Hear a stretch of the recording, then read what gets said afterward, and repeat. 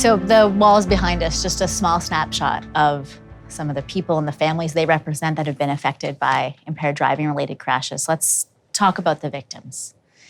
If someone has been injured or lost a loved one in an impaired driving related crash, what resources do you offer?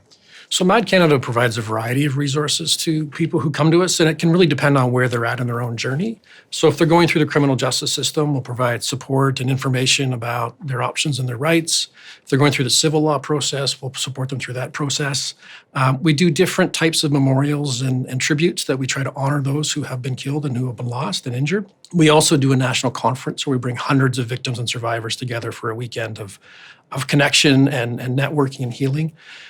We provide a bursary program for those who've been impacted by impaired driving.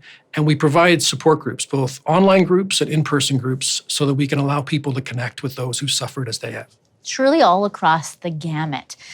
Let's spell out the differences here. Who do you consider to be a victim or a survivor? So we take a pretty broad view of who we consider to be a victim or survivor. So obviously anyone who is a member of a family of someone who was killed or close to someone who was killed, anyone who's injured in an impaired related crash, or their family and their family. Often caregivers are the ones who are, often very challenged. So we want to make sure that we provide a home for them as well. And we also recognize families of impaired drivers who might be killed themselves.